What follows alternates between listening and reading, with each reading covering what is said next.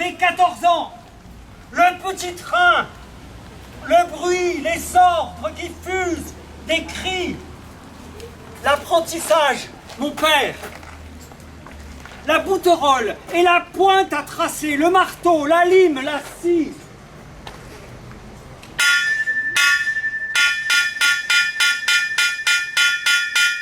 Je décroche le marron du marronnier.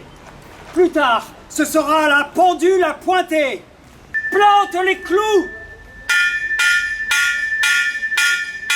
Aligne le bordé. Reproduction en atelier. Trace hiloire et goussée.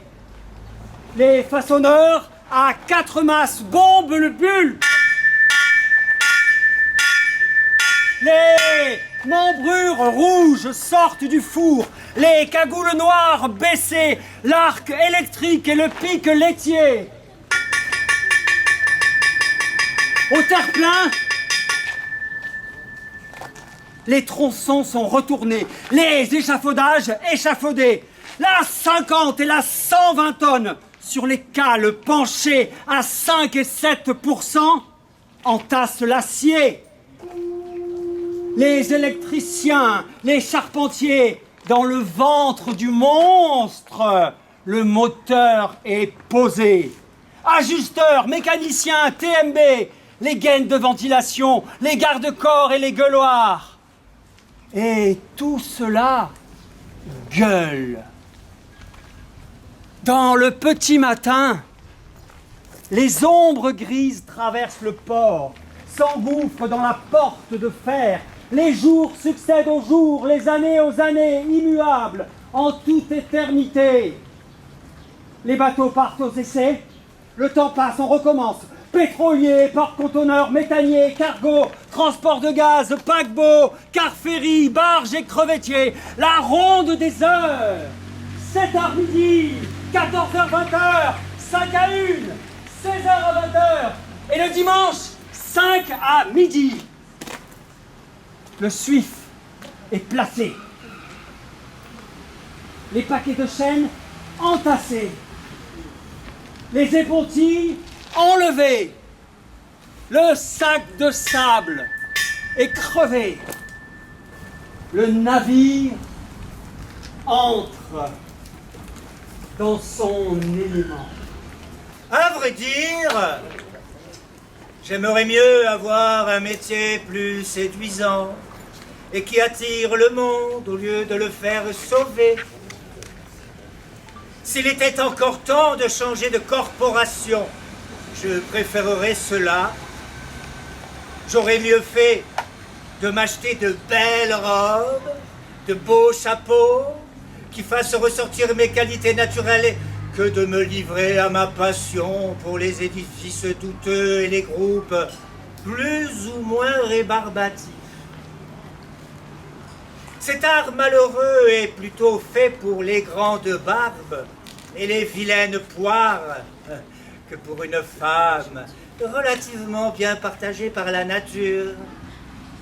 Pardonnez ces amères et tardives réflexions. Cela n'adoucira pas les vilains monstres qui m'ont lancé dans cette voie dangereuse.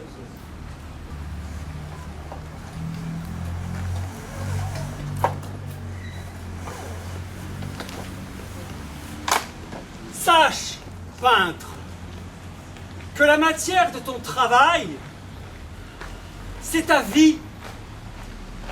Et que comme le plâtre, il faut l'utiliser pendant qu'il est frais et chaud, à pleine main.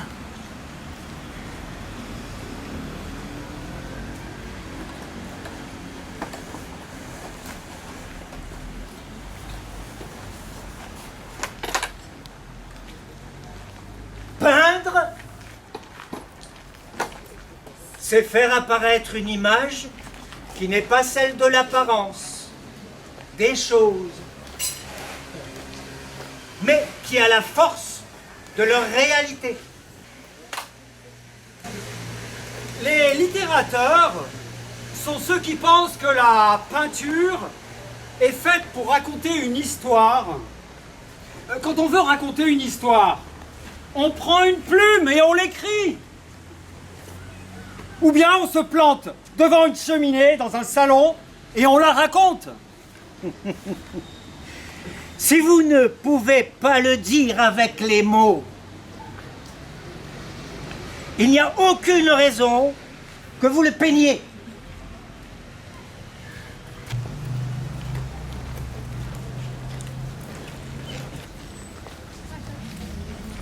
Quand les chantiers faisaient le tapage dans la belle baie de la Ciotat, il y avait des gars tout en courage qui chantaient tous à pleine voix. Et leurs marteaux sur leurs enclumes rythmaient leurs chants doux et puissants en faisant frissonner l'écume comme le feu goutte le sang. Et ces belles demoiselles grises qui nous dominent depuis longtemps, elles sont toujours nobles et soumises sous les terribles coups du vent. Combien de barques et de maquettes ont pu finir leur triste sort sous leur noble offerte comme les belles filles du port. La Ciotat, elle était plus belle du temps où j'étais son amant. Et j'ai beaucoup trimé pour elle. C'est vrai qu'avant j'avais 20 ans. Mais les années sont trop cruelles. Elles m'ont donné des cheveux blancs.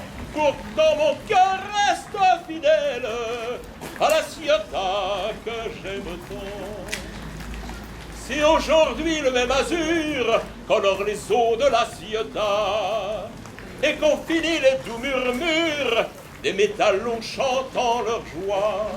Avant nouveau sèchent les blessures de nos vieux chantiers d'autrefois. Ils sont ensemble toute la voilure pour l'avenir de la Ciotat.